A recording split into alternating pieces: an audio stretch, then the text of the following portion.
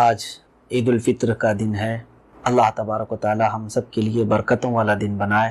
میں تمامی اہل اسلام کو مبارکبادی پیش کرتا ہوں۔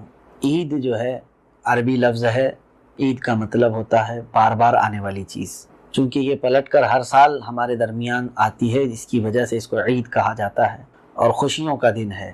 اللہ کے حبیب صلی اللہ تعالیٰ علیہ وسلم ہجرت فرما کر جب مدینہ طیبہ تشریف لے گئے، وہاں کے لوگ سال میں 2 مرتبہ عید مناتے تھے، لیکن ان کی عید کا طریقہ کار الگ تھا۔ وہ لہو و لعب، خرافات، عیاشیوں میں ڈوب کر اپنی عید کا اظہار کرتے تھے۔ اللہ کے حبیب صلی اللہ تعالیٰ علیہ وسلم نے فرمایا، اس سے بہتر 2 دن اللہ تعالیٰ نے تمہیں عطا فرمائے، ایک عید الفطر ہے اور ایک عید الاضحیٰ ہے۔ بخاری شریف کی حدیث پاک میں ہے، اللہ کے حبیب صلی اللہ تعالیٰ علیہ وسلم نے فرمایا، ہر قوم کی ایک عید ہے اور اہل اسلام کے لیے، مومنین کے لیے عید الفطر اور عید الاضحیٰ عید کا دن ہے، خوشیوں کا دن ہے۔ اور قرآن میں اللہ فرماتا ہے، قل بفضل اللہ وبرحمتہ فبذلک فلیفرحوا۔ اے محبوب صلی اللہ علیہ وسلم، آپ فرما دیں، اللہ کا فضل اور اس کی رحمت جب پہنچے تمہارے پاس تو خوب خوشیاں مناؤ۔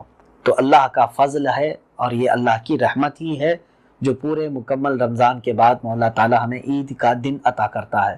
تو آج خوشیوں کا اظہار کرنی چاہیے۔ اسی لیے آج روزہ رکھنا بھی منع ہے، بلکہ آج کا روزہ حرام ہے۔ اس کی وجہ یہ ہے کہ آپ اللہ تعالیٰ کی دی ہوئی نعمتوں کا اظہار کرو، عمدہ سے عمدہ لباس پہنو، عمدہ کھانے کھاؤ، دوسروں کو بھی کھلاؤ، دوسروں کا بھی خیال رکھو۔ ظاہر سی بات ہے، گھروں کو رنگ و روغن کرنا، لوگوں سے ملاقات کرنا، ہدیے تحائف لینا اور دینا، یہ تمام چیزیں عید کی رسومات میں سے ہیں اور یہ تمام کے تمام اہل اسلام کے خواص میں سے ہے۔ اور ہماری عید خرافات عیاشیوں میں ڈوبنے کا نام نہیں ہے۔ سب سے بہترین عید ہے اللہ کے حضور سجدہ کرنا اور اسی کے حضور طلب کرنا کہ مولا جس طرح تو نے آج ہمیں خوشی کا دن عطا کیا ہے، قیامت کے دن بھی ہمارے چہروں میں سرور عطا کر دے، ہمارے لیے قیامت کے دن بھی جنت کا فرمان عطا کر کے عید کی خوشیاں دوبالا فرما دے۔ اصل عید تو اس کی ہے جس کے روزے قبول ہو گئے۔ رسول کریم صلی اللہ تعالیٰ علیہ وسلم کی احادیث میں یہ بھی ملتا ہے، مولا کریم اپنے فرشتوں سے فرماتا ہے، اے فرشتوں، اس مزدور کی اجرت کیا ہے جو پورے مہینے بھر کام کیا ہو اور اجرت کا دن آئے تو فرشتوں نے کہا کہ مولا، کام کرنے والے کو مکمل کیا ہو تو اس کی اجرت بھی مکمل دینی چاہیے۔ رب تعالیٰ نے فرمایا، یہ میرے بندے آج جو عید کے لیے نکلے ہیں، رب تعالیٰ فخر فرماتا ہے فرشتوں پر اپنے ان بندوں کو دکھا کر، یہ اپنے گھروں کو لوٹ رہے ہوں گے، اس سے پہلے میں ان کی سب کی مغفرت فرما دوں گا۔ آج ہمارے لیے رب تعالیٰ کی طرف سے سب سے بہترین تحفہ ہے ہماری بخشش کا اعلان۔ اور تمامی عالم اسلام کے لیے میں آج اپنا یہی میسج دینا چاہوں گا، حضور اکرم صلی اللہ تعالیٰ علیہ وسلم جب عید کا دن آتا تو قیدیوں کو بھی رہا کر دیتے تھے، اور دلوں میں موجود کوئی بھی کینہ، بغض، عداوت، نفرت نہیں رکھنا چاہیے۔ آج سب سے بہترین عید وہ ہے کہ گلے سے گلے ملنے کی بجائے دل سے دل ملا لیا جائے اور ایک دوسرے کو معاف کر دیں، چاہے وہ جس طرح کے بھی معاملات رہے ہوں، اس لیے کہ حدیث میں ہے، آج تم اگر یہاں بندے کو معاف کرو گے، کل قیامت کے دن مولا تم کو معاف فرمائے گا۔ رب تبارک و تعالی ہمارے دلوں کی سختیوں کو دور کرے، ہم سب کے دلوں میں مولا اتحاد، اتفاق، محبتیں عطا کرے، اور یہ جو دن آج لاک ڈاؤن کے ہیں جلد ختم ہو جائیں۔ رب تعالیٰ سے دعا گو ہوں، مولا ہماری مسجدوں کے دروازے ہمارے لیے کشادہ فرما دے، عالم اسلام پر رحم و کرم فرمائے، اور اس بلا اور وبا سے ہم سب کو، ہمارے خاندانوں کو محفوظ فرمائے، عزت سے زندگی عطا کرے اور عزت کے ساتھ ہمارا خاتمہ عطا فرمائے۔ قیامت کے دن میرے آقا صلی اللہ تعالیٰ علیہ وسلم کی شفاعت کے ساتھ جنت میں میرے آقا صلی اللہ علیہ وسلم کا پڑوس ہونا نصیب فرمائے۔ عزیزان گرامی وقار، انسان کو اللہ تبارک و تعالیٰ نے جو خصوصیات عطا کی، اس میں خاص طور پر زبان اور بیان کی خصوصیت بہت۔ شیخ سعدی رحمۃ اللہ تعالیٰ علیہ فرماتے ہیں، تا مرد سخن نہ گفتہ باشد، عیب و ہنرش نہ ہفتہ باشد۔ جب تک آدمی بات نہیں کرتا، اس کی اچھائی بھی چھپی ہے، برائی بھی چھپی ہے۔ انسان اپنے کلام سے، اپنی بات سے سمجھ میں آ جاتا ہے کہ کس کیٹیگری کا ہے، کس لیول۔ اس کی گفتگو کے آداب اس کی حقیقت بتاتے ہیں، بلکہ یہاں تک اس کے نسب کا بھی پتہ لگا لیا جاتا ہے اور اس کی تربیت کا بھی اندازہ ہو جاتا ہے۔ حضرت لقمان حکیم سے پوچھا گیا، نیکی کس کا نام؟ تو آپ نے فرمایا 2 چیزیں اور بہت چھوٹی۔ نیکی 2 چیزیں ہیں جو بہت چھوٹی ہیں۔ کہا کیا ہے؟ کہا کہ ملاقات میں لوگ اپنے بھائیوں سے مسکرانا اور نرم، ساری نیکیوں کی جڑ ہے یہ نرم گفتگو کرنا اور لوگوں سے خندہ پیشانی کے ساتھ مسکرا کر ملاقات کر۔ لیکن میرے عزیزو، یہ دو چیزیں بناوٹی تو بہت سارے لوگوں کے ساتھ آ سکتی، اخلاق تصنع جس کو کہتے ہیں، تکلف کے ساتھ بہت سارے لوگوں کے ساتھ آ سکتی، لیکن حقیقت میں جس انسان کی طبیعت میں یہ دو چیزیں ہونی چاہیے وہ کب سمجھ میں آتی ہیں؟ اس وقت مولا علی کرم اللہ وجہہ نے فرمایا، کسی انسان کو اس کی حقیقت دیکھنا ہو تو غصے کے عالم میں اسے دیکھو، وہ اپنے آپے سے باہر ہوتا ہے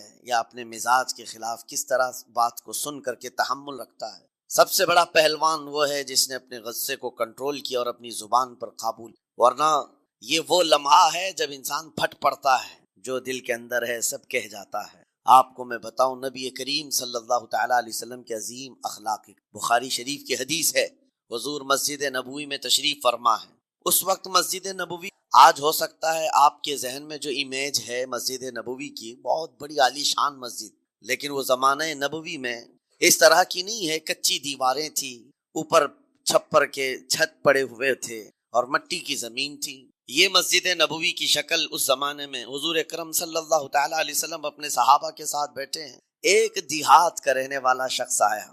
ایک بات یاد رکھیں کہ دیہات میں، گاؤں میں رہنے والوں کے اخلاق اور تمیز میں بڑا فرق ہوتا، ان کے ہاں آداب کی کمی ہوتی۔ وہ شخص آیا اور مسجد نبوی میں آ کر حضور صلی اللہ علیہ وسلم سے کچھ بات چیت کیا، اور تھوڑی دیر کے بعد مسجد میں ہی کھڑے ہو کر پیشاب کرنا شروع۔ بخاری شریف میں یہ حدیث موجود۔ جب مسجد نبوی میں کھڑے ہو کر پیشاب کرے تو صحابہ اکرام سب دیکھ کر کے دوڑانے لگ گئے، خذوہ خذوہ، پکڑو اس کو، پکڑو اس کو، اور صحابہ دوڑاتے تھے، وہ پیشاب کرتے ہوئے بھاگتا تھا۔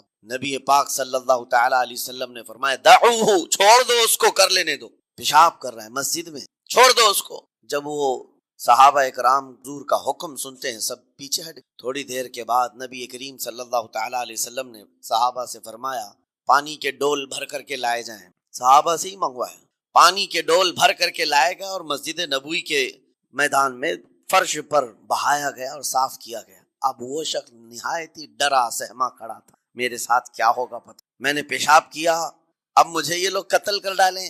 نبی کریم صلی اللہ تعالیٰ علیہ وسلم نے قریب بلایا اور فرمایا، نہایت نرم گفتگو کے ساتھ حضور فرماتے ہیں، یہ اللہ کا گھر ہے، یہاں پیشاب نہیں، پیشانیاں رکھی جائیں۔ بس یہ جملہ ہے، بخاری شریف میں موجود ہے، یہاں عبادت کی جاتی ہے۔ اتنا کہہ کر رخصت ہو گئے، رخصت کر دیا۔ وہ دیہات سے آیا ہوا جو نوجوان تھا یا شخص تھا، باہر نکلتے ہی وہ کلمہ طیبہ پڑھ کر حضور کی غلامی میں شامل۔ میں نے وہ بلند عالی اخلاق نہیں دیکھے۔ نبی کریم صلی اللہ علیہ وسلم کے بارے میں قرآن کہتا ہے، فَبِمَا رَحْمَةٍ مِّنَ اللَّهِ لِنْتَ لَهُمْ، اللہ کی رحمت سے آپ لوگوں کے لیے نرم ہیں، اس لیے لوگ آپ کے ارد گرد لگے ہوئے رہتے ہیں۔ وَلَوْ كُنْتَ فَظًّا غَلِيظَ الْقَلْبِ لَانفَضُّوا مِنْ حَوْلِكَ، اے رسول، اگر آپ سخت دل ہو جائیں تو پھر یہ سب چھٹ جائیں گے، آپ سے دور ہو جائیں گے۔ اس رسول کے لیے جب کہا گیا ہے کہ اگر آپ سخت ہو جائیں تو لوگ چھوڑ کر کے دور ہو جائیں گے، تو ہمارے اور آپ کے لیے کس قدر لہجے کی پابندی ضروری۔ ہاں عزیزان گرام وقار، اپنی گفتگو، اپنے کلام، اپنی بات چیت سے آپ اپنے سلیقے بتاتے ہیں۔ گالی گلوچ کرتے ہوئے جن کی صبح شامیں ہوتی ہیں، ان کو دیکھ کر کے ہی پہچان میں آ جائے کس گھر سے یہ تعلق رکھتا ہے، کہاں ان کی تربیت ہوئی ہے، کس طرح ان کے آداب سکھائے گئے۔ اسی لیے میرے عزیزو، بچوں کو آوارہ بھی نہ چھوڑ دینا کہ وہ اپنی زبان گلی کوچوں سے سیکھ کر کے جائیں۔ کل کو ہوگا یہ کہ اس کی زبان کی وجہ سے لوگ تمہیں تان و تشنیع کریں گے، اس کا باپ ایسا ہوگا اس لیے بچہ ایسا ہے، اس کی ماں اس طرح ہوگی اس لیے اس کی گفتگو ایسی ہے۔ کیونکہ موسٹلی زیادہ طور پر بچے اپنے ماں باپ کے اخلاق کو نقل کرتے ہیں، ٹرانسفر ہوتی چلی جاتی ہیں۔ ایک بار حضور اکرم صلی اللہ تعالیٰ علیہ وسلم مسجد نبوی سے باہر نکل کر جا رہے ہیں۔ توجہ میرے عزیز ہو، اخلاق کہاں دکھانے چاہیے اور ہماری بات چیت کے انداز ہمیں کہاں ہونا چاہیے، میں آپ کو بتاؤں۔ حضور تشریف لے کر جا رہے ہیں، صحابہ اکرام کھڑے تھے حضور کے اطراف۔ مدینہ طیبہ کی ایک بوڑھی خاتون جس کا ذہنی توازن کھویا ہوا ہے، یعنی وہ دماغی طور پر ڈسیبل ہے، اور وہ آئی جا رہی تھی۔ لوگ جب بھی اس کو دیکھتے راستہ کاٹ لیتے، وہ جس کو بھی پکڑتی تھی سنانا شروع کرتی تھی، جو منہ میں آئے بکنے لگ جائے، اور لوگوں کو تنگی محسوس ہونے لگتی۔ صحابہ نے دیکھا کہ یہ عورت آ رہی ہے، حضور کی طرف آ رہی ہے، سب نے حضور صلی اللہ علیہ وسلم کو گھیر لیا، اس کا راستہ روکنے کے لیے اب آئے گی، اور نبی کریم صلی اللہ علیہ وسلم کے پاس اگر زبان درازی کرنے لگ جائے، پاگل عورت ہے، اور بک بک کرنے لگ جائے، حضور پاک صلی اللہ علیہ وسلم کے ادب میں کہیں کمی نہ آ جائے۔ صحابہ کا یہ ہمیشہ اہتمام رہتا۔ حضور اکرم صلی اللہ علیہ وسلم نے دیکھا تو صحابہ سے کہا ہٹ جاؤ، اس کو آنے دو، ہٹ جاؤ، اس کا راستہ چھوڑ دو۔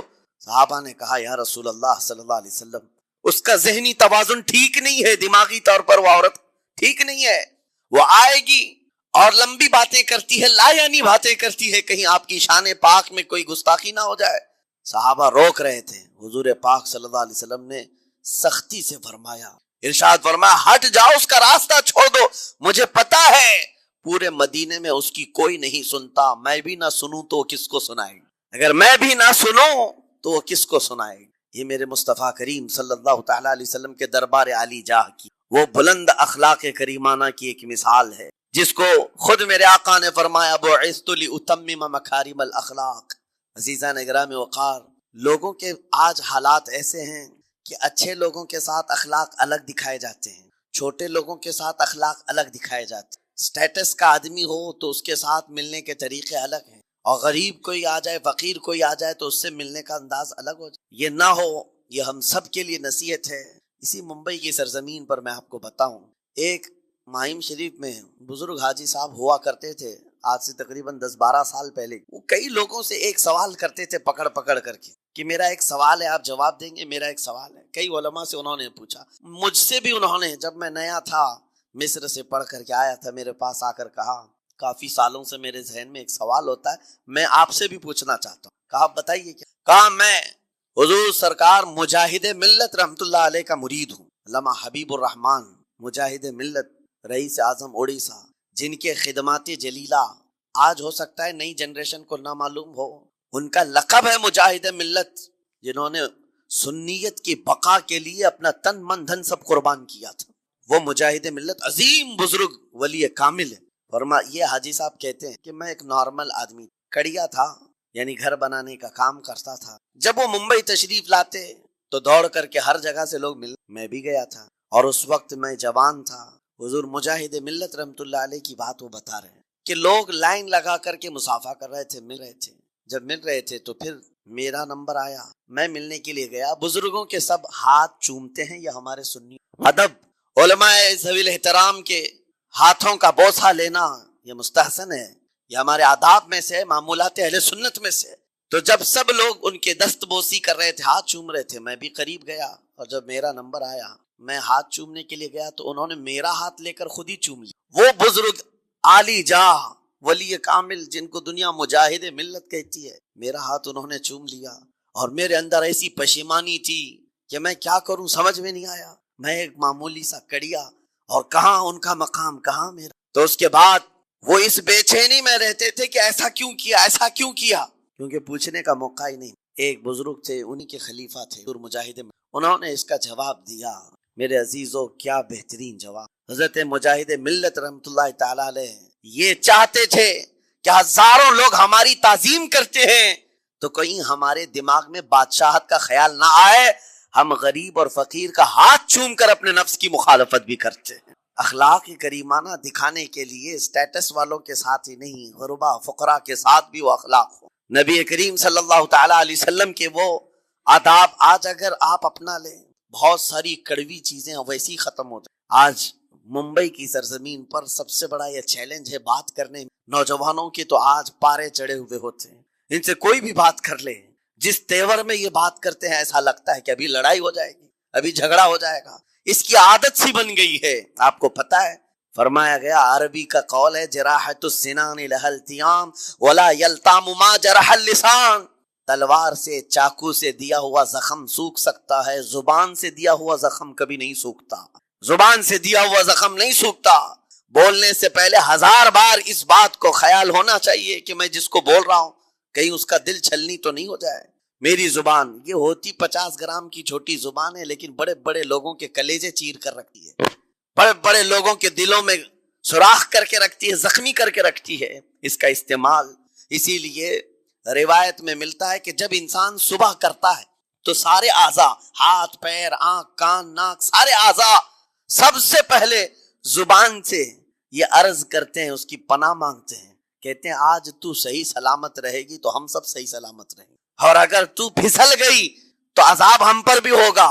زبان بولتی ہے، مار کسی اور کو پڑتی ہے، کوئی زبان کو مارتا نہیں ہے، گالی زبان دیتی ہے لیکن مار کبھی پیٹھ پہ پڑتی ہے، سر پہ پڑتی ہے، ہر جگہ پڑتی ہے۔ تو یہ زبان، نبی کریم صلی اللہ تعالی علیہ وسلم نے ارشاد فرمایا، من یضمن لی ما بین لحیتیہ وما بین، حضور پاک صلی اللہ تعالی علیہ وسلم فرماتے ہیں جس نے دو چیزوں کی ضمانت مجھے دے دی، حفاظت کی، میں اسے اضمن لہ الجنہ، میں اس کو جنت میں لے جانے کی ضمانت دیتا ہوں۔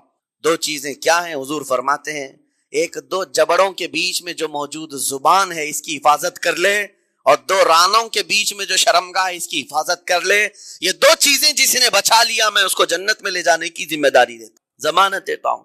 اس کا کتنا بڑا کردار ہے، یہ زبان کا کتنا بڑا کردار ہے۔ اور حضور نے ایک بار پکڑ کر کے فرمایا تھا، زبان کو پکڑ کر کے کہا تھا یہ وہ زبان ہے جو انسان کو جنت میں بھی لے جاتی ہے اور دوزخ میں بھی لے جاتی ہے۔ کلمہ کس سے پڑھتے ہیں آپ؟ لا الہ الا اللہ، زبان ہی سے تو پڑھتے ہیں، اسی کلمے نے آپ کو جنت تک پہنچایا۔ اور کافر جو کفر کرتا ہے وہ بھی زبان سے ہی کرتا ہے، اور زبان اسے ہمیشہ کی دوزخ میں لے جاتی ہے۔ اس زبان کو چلانے سے پہلے 1000 بار سوچ لیں کہ آج لہجوں کی سختیاں بڑھتی چلی گئیں، اور آپ کو پتا ہے قرآن پاک میں رب تعالیٰ نے یہ فرمایا وَلَا تَقُلْ لَهُمَا اُفٍّ وَلَا تَنْهَرْهُمَا، والدین کے بارے میں بچوں کو کیا کہا گیا؟ ان کو اف تک نہ کہو۔ لیکن زبان جب کھلتی ہے نا، ماں باپ کے خلاف نوجوانوں کو ہم نے دیکھا ہے گالی گلوچ کرتے ہوئے اور اتنی بری باتیں کہتے ہوئے، معاذ اللہ۔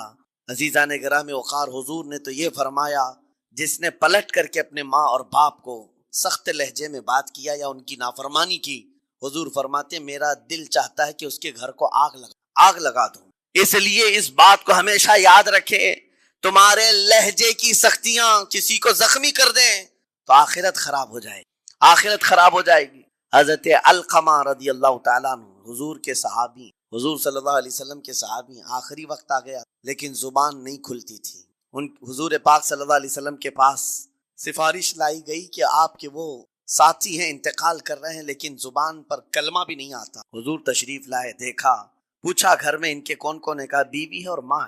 ماں کو بلایا، وہ کہا علقمہ کے بارے میں کیا کہتی ہو، کیسا تھا؟ کہا بہت اچھا، پرہیزگار، عبادت گزار، سارے نیکوکاریاں اس کے اندر ہیں۔ تو پھر حضور نے پوچھا اچھا یہ بہت نیک تھا، تم بھی اس سے راضی ہو کہ نہیں ہو؟ ماں نے کہا میں نہیں راضی ہوں، میں راضی نہیں ہوں۔ کہا کیوں، وجہ کیا ہے؟ کہا یا رسول اللہ میرا اکلوتا بیٹا، میرا تنہا بیٹا تھا، بڑی محبتوں کے ساتھ اس کو پالا تھا، اور جب میں نے اس کی شادی کی، اپنی بیوی کو لایا، اور جب بیوی گھر پر آ گئی تو میری بات کو ہلکے میں لیتا، اپنی بیوی کی بات کو فوقیت دیتا، ترجیح دیتا۔ اور اس وقت غالباً یہ باتیں تھی کہ زبان سے کوئی کلمہ ان کے نکلا ہوگا جو بیوی کی حمایت میں تھی، ماں کو تکلیف پہنچ گئی۔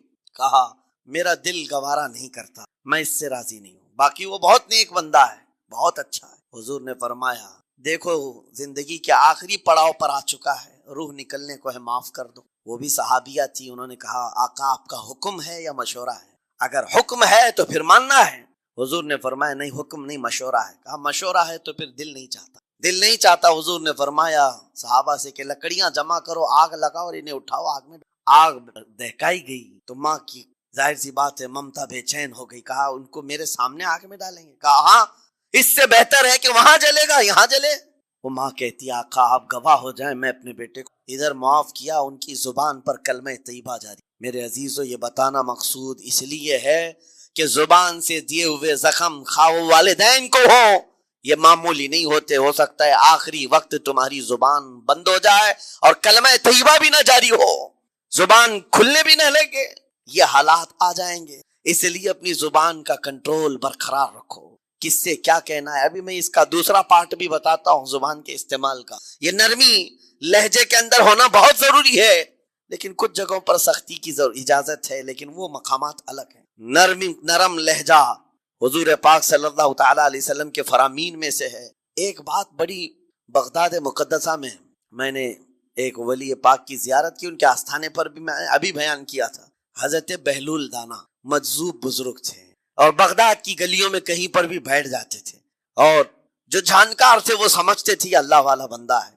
مجذوب کس کو کہتے ہیں؟ جس کی یاد الہی میں عقل فنا ہو گئی، ختم ہو گئی، اللہ کے ذکر میں اور اللہ کی یاد میں اپنے آپ کو فنا کر دیا ہے، اس کے اوپر شریعت کا قلم نہیں. ظاہر سی بات ہے شریعت کے سارے احکام اس پر ہیں جس کی عقل سلامت ہے. عاقل ہو بالغ ہو تو نماز فرض ہے نا, عقل ہی نہیں ہے تو وہ مجذوب ان اولیاء کو کہتے ہیں. لیکن ان کے بارے میں حدیث میں ہے, اللہ کے نبی نے فرمایا وہ ایسے بندے ہیں کہ اگر اللہ کو قسم دے دیں کسی بات کی, اللہ ان کی قسم پوری کرتا ہے. وہ بہلول دانا بیٹھے ہوئے تھے. بغداد کا ایک مشہور تاجر تھا, لیکن خستہ حال تھا, بہت نقصان اٹھا چکا تھا, خسارے میں چل رہا تھا, بزنس پورا لاس میں. اور وہ پریشان حال بہلول دانا کے پاس آیا, گرا, کہا کہ حضور مجھے بچا لیں, رحم کر لیں, میں تاجر ہوں, لٹ گیا ہوں, لاس میں ہوں, کچھ آپ فرما دیں, میں کیسے اس بھور سے نکلوں. بہلول دانا نے دیکھا, کہا ٹھیک ہے کچھ پیسے بچے, کہا ہاں ہے, وہ بس اتنا سرمایہ ہے کہ مال لیتا ہوں پھر بیچ دیتا ہوں, نفع نہیں ہوتا. بہلول دانا نے کہا ایک کام کر, کالا کپڑا جتنا ملتا ہے سب خرید لے, پورے شہر سے کالا کپڑا جہاں جہاں مل جائے سب لے کر اسٹاک کر لے. کہا جی حضور آپ نے جیسا فرمایا. گیا, جتنا سرمایہ تھا سب لگا دیا, کالا کپڑا خرید کر ایک جگہ اسٹاک کر. اللہ والے کا حکم تھا. لیکن ہوا یہ کہ بغداد کا معمول تھا, 8 دن گزرے نہیں تھے کہ وہاں وقت کے حاکم کا انتقال ہو. اور جب حاکم کا انتقال ہوتا تو شہر کے جتنے بڑے لوگ ہوتے, رئیس لوگ, وہ اس کے سوگ میں, اس کے غم میں کالا کپڑا پہنتے تھے. اور کالا کپڑا سوائے اس تاجر کے کسی کے پاس نہیں تھا. اور سارے بڑے لوگ پیسوں سے اس کے پاس کالا کپڑا خریدنے آئے. یہ منہ بولے قیمت پر, جیسے تیسے جتنی قیمت پر بولے سب خرید کر لے جاتے. اور پل بھر میں, ایک دن کے اندر وہ بہت بڑا کروڑ پتی بن گیا, بہت مال آ گیا. یہ بات یاد رکھیں, اللہ مال دیتا ہے, اس کے بعد پھر آزمائش بھی ہوتی. مال اتنا آ گیا, اب لے کر کے مستیاں تھیں, چند دن گزرے. ظاہر سی بات ہے مال کو بڑھانے کی تمنا ہر ایک کی ہوتی ہے, کوئی یہاں پر اینڈ کرنے والا نہیں ہے دنیا میں, چاہے اس کا بزنس اربوں پر بھی پہنچ جائے, اسے آگے پہنچنا ہے. چند دن گزرے تھے, 8-10 دن. پھر آیا حضرت بہلول دانا کو ڈھونڈتے ہوئے. ایک جگہ میدان میں یہ مجذوب بزرگ بیٹھے, مل آیا اور کہا او دیوانے بتا اب کیا خریدوں, پیسہ بہت ہے ابھی میرے پاس, بتا دیوانے اب کیا خریدوں. انہوں نے دیکھا, کہا کہ لہجہ تو بدلا ہوا ہے, پیسہ بہت زیادہ تھا. کہا کہ ٹھیک ہے کوئی بات نہیں, اللہ والوں کو ان سب چیزوں سے کوئی لینا دینا نہیں. آپ نے کہا مال جتنا ہے تیرے پاس سب لے کر کے خربوز خرید لے, تربوز خرید لے, جس کو کلنگڑ کہتے ہیں, تربوز پورے خرید لے. اس نے کروڑوں کی جائیداد پورے تربوزوں میں لگا دی, سب تربوز خرید کر سٹاک کر دیا ایک جگہ. اور اس کے گمان میں یہی تھا کہ چند دن گزریں گے, کوئی ایسا ہی حادثہ ہوگا جب تربوز منہ مانگی قیمت پہ لوگ خریدیں گے اور میں بیچوں گا. پورا مال تربوز میں لگایا. 2 دن 4 دن 6 دن 8 دن گزرے, کوئی حادثہ نہیں. ادھر تو تربوز سڑنے لگ گئے, وہ تو زیادہ دن سٹاک نہیں کیے جا سکتے, سڑن شروع ہو گئی. پھر تھوڑے دنوں کے بعد پورے کے پورے سڑ گئے. کروڑوں کا مال تربوز میں سڑ کے چلا گیا. وہ کچھ بھی نہیں سکا, کچھ نہیں کر سکا. واپس چیختا چلاتا اسی حالت میں آیا, پہلے سے بھی زیادہ بدتر حالت میں آ گیا ہوں. دوڑتے ہوئے آیا, حضرت بہلول دانا کو ڈھونڈتے ہوئے. کہاں ہیں وہ؟ اسی جگہ بیٹھے ہوئے مٹی میں بیٹھے رہتے تھے. قریب آیا اور کہنے لگا کہ آپ نے میرے ساتھ ایسا کیوں کیا بہلول؟ بہلول دانا نے کہا کیا ہوا؟ کہا میں تو لٹ گیا, تربوز میں پیسے لگائے آپ کی وجہ سے اور پورے سڑ گئے.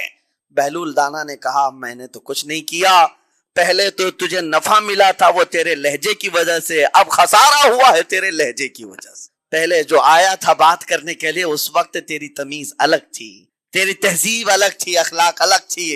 گڑ گڑا کر کہا تھا کہ میں لٹ گیا ہوں آپ رحم کر دیں. دوسری بار آ کر کے کیا کہا, او دیوانے بتا کیا خریدوں. لہجہ بدل گیا تو پوری حیثیت بدل گئی.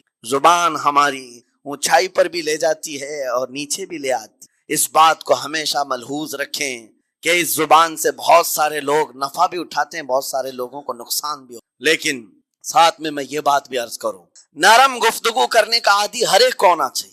نرم گفتگو کرنے کا عادی ہر ایک کو ہونا چاہیے. اس کی نیکیوں کی علامت ہے, اس کے اخلاق کی علامت ہے. لیکن ساتھ میں امام شافعی رحمت اللہ تعالی علیہ نے یہ بھی فرمایا, چاہے جتنی بھی نرم طبیعت ہو انسان کی, اللہ اور اس کے رسول کے لیے غیرت ہونی چاہیے. اللہ اس کے رسول کے خلاف بات سنے تو پھر نرم لہجے کا استعمال نہ کرے, پھر وہ بزدلی کہلائے گی, وہ بزدلی کہلائے گی. آج میں ایک بات یہ بھی بتا دوں, بہت سارے لوگ یہ سمجھتے بھی ہیں. ابھی چند دن قبل میں ماررہ متحرہ میں بیان کیا اخلاق کے اولیاء اکرام کے مذہب و مسلک پر، اور پچھلے 15 سالوں سے میں نے بہت سارے خطابات کیے ہیں اخلاق پر، معاشرے کی برائیوں پر، لیکن ابھی چونکہ چند دنوں میں جلسے پروگرام بہت سارے ہو گئے اور عظمت ناموس رسالت پر زیادہ گفتگو ہونے لگی، تو لوگوں میں ایک امیج الگ بیٹھی ہوئی۔ اور ابھی ہم نے اخلاق حسنہ پر گفتگو کیا کی 8 دن پہلے ایک بزرگ نے مجھ سے پوچھا ایسی بھی تقریر کرتے ہیں آپ ایسی بھی تقریر کرتے ہیں، یعنی نرم گفتگو بھی کرتے ہیں؟ مطلب یہ ہے کہ ہماری امیج ایسی بنا کر رکھیں کہ ہم ہر وقت چلاتے ہی رہتے ہیں، ہر وقت للکارتے ہی رہتے ہیں۔ میرے عزیزوں، میں یہاں پیغام دینا چاہتا ہوں، ہم قرآن کے اس آیت پر عمل کرنا چاہتے ہیں جو مولا نے فرمایا اشداء علی الکفار رحماء بینہم، مومنین کی شان ہے، صحابہ کی شان ہے، وہ کافروں پر سخت ہوا کرتے ہیں اور مومنوں کے لیے نرم دل ہوا کرتے ہیں۔ زبان کی نرمی ایمان والوں کے لیے ہے، زبان کی نرمی محبت مصطفیٰ کے لیے ہے، عاشقان مصطفیٰ کے لیے ہے، ساتھ میں زبان کی سختی کفار و مشرکین کے لیے ہے، گستاخان رسول کے لیے ہے۔ اور اگر یہ چیز نہیں آئی تو پھر آپ سمجھ لیں نیک اس وقت نہیں کہلائے گا آدمی۔ بعض لوگوں کو ایسا لگتا ہے نرم بات کرنا چاہیے، نرم گفتگو، بالکل صحیح ہے، یہ اخلاق ہے، لیکن اگر ایسے مقامات پر جہاں تمہارے نبی کو کوئی گالی دے رہا ہو، رب کی شان میں کوئی بھونک رہا ہو، اس وقت تم کہو کہ اخلاق ہے، نرم بات کرنا چاہیے، یہ بے غیرتی ہے، یہ بے غیرتی ہے۔ تمہاری بیوی کو اگر تمہارے سامنے کوئی چھو دے اور اس کے بعد تم ہنس کر کے اس سے کہو ٹھیک ہے جائیے صاحب، آپ کو کہا جائے گا بے غیرت آدمی، بے غیرت آدمی ہے۔ انسان کو اپنی بیوی، اپنی بیٹی، اپنی ماں پر بھی غیرت ہوتی ہے، وہ سنتا نہیں ہے، یہ پیدائشی ہے، فطرت ہے انسان۔ اور مومن کی شان یہ ہے سب سے بڑی غیرت اس کے لیے اللہ اور اس کے رسول کے لیے ہوا کرتی ہے، اللہ اور اس کے رسول کے لیے۔ ماں اور باپ کو گالیاں ایک وقت میں برداشت کر بھی لے جائے، لیکن اللہ اور اس کے رسول کی شان میں وہ ہرگز برداشت نہ کرے، یہ ایمان کی علامتوں میں سے ہے۔ بہرحال میں نے زبان کے دونوں استعمال آپ کو بتائے، سخت لہجے بھی ہیں، نرم لہجے بھی ہیں، لیکن جب آپ کا پالا کسی گستاخ سے نہ پڑے تو ہمیشہ نرم گفتگو کرنے کے عادی بنے۔ مومنین میں نرم لہجے کا اختیار ہمیشہ رہے، اس سے اخلاق آپ کے بتائے دکھائے جاتے ہیں، اس سے آپ کے اخلاق معلوم ہوتے ہیں، ساتھ ہی معاشرے میں نرمی اور محبت کا ماحول بھی قائم ہوتا ہے۔ ڈانٹنے کے طریقے بھی میں آپ کو بتاؤں، میرے استاد، میرے والد اگرامی فرمایا کرتے تھے، حضور حافظ ملت رحمت اللہ علیہ جو الجامعۃ الاشرفیہ مبارک پور کے بانی ہیں اور بڑے محدث جنہوں نے ایک نہیں ہزاروں عالم پیدا کیے، اس ہندوستان کی بات کر رہا ہوں، حافظ ملت رحمت اللہ علیہ پوری بخاری شریف پڑھاتے تھے، تقریباً 40 سال تک انہوں نے پڑھایا بخاری شریف۔ میرے والد ان کے شاگرد ہیں، فرماتے ہیں جب وہ بہت زیادہ ناراض ہو جاتے کسی سے، ڈانٹنا ہوتا، ہر استاد بچے کو ڈانٹتا ہے، کبھی کچھ بچہ نافرمانی کر جائے یا مزاج کے خلاف بات کرے تو استاد ڈانٹتا ہے، تو حافظ ملت رحمت اللہ علیہ اگر کسی شاگرد کو ڈانٹتے بھی غصے میں تو کہتے ہیں اے جنتی کیا کر رہا ہے، کہتے ہیں اگر یہ جملہ قبول بھی ہو جائے تو بچہ جنتی ہو جائے۔ لہجے کی یہ استعمالات اولیاء سے سیکھو میرے عزیزو۔ غصے پر کنٹرول اس وقت تمہارے اخلاق معلوم ہوتے ہیں جب تمہارا غصہ عروج پر ہوتا ہے، اس وقت تمہاری حقیقت لوگوں کے سامنے آتی ہے۔ وہ اپنے شاگردوں کو ڈانٹتے بھی تو جنتی کہہ کر ڈانٹتے، یعنی کوئی گالی نہیں ہے، کوئی برے کلمے نہیں ہے، بلکہ ایسا جملہ ہے کہ اگر قبول بھی ہو گیا استاد کی زبان سے، اس کی تو زندگی وصول ہوگی، اس کا بیڑا پار ہو گیا۔ ہمارے درمیان ماں باپ کو بھی یہ چاہیے کہ بچوں کو کس طرح کے اخلاق آپ دے رہے ہیں۔ گفتگو کرنے کے متعلق قرآن میں اللہ تعالیٰ نے آداب بتائے ہیں، جب آپ گھروں کے اندر موجود ہوں تو بچوں کے سامنے کس طرح کی گفتگو کیا کریں، کیسی بات کریں گے۔ شوہر اور بیوی جس طرح کی باتیں کر رہے ہیں بچے کے دماغ میں وہ پورا کا پورا چھپتا ہے، ٹرانسفر ہوتا ہے، اسی لیے کہا گیا ایڈلٹ گفتگو کبھی بھی بچوں کے درمیان نہیں کی جائے گی۔ جو میچورٹی میں نہیں ہے ان بچوں کے سامنے ماں اور باپ بیٹھ کر کے کلام بھی نہ کریں، بات نہ کریں۔ معاشرہ تو آج ایسا ہے، سب پوری فیملی لے کر کے بیٹھے ہوئے ہیں، اور حد تو یہ ہے کہ گندی فلمیں سامنے لگی ہوئی رہتی ہیں، وہ کیسے بچا پاؤ گے؟ 4 سال 5 سال کے بچے کے اندر بھی وہ گفتگو، وہ مکالمات، ایک دوسرے سے بات کرنے کی تمیزیں، وہ سب وہاں سے سیکھتا آ رہا ہے۔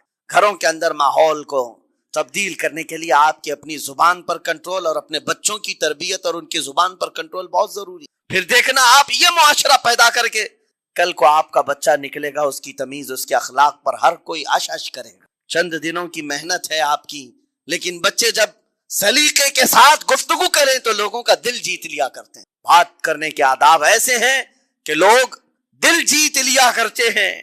یہ میرے استاد گرامی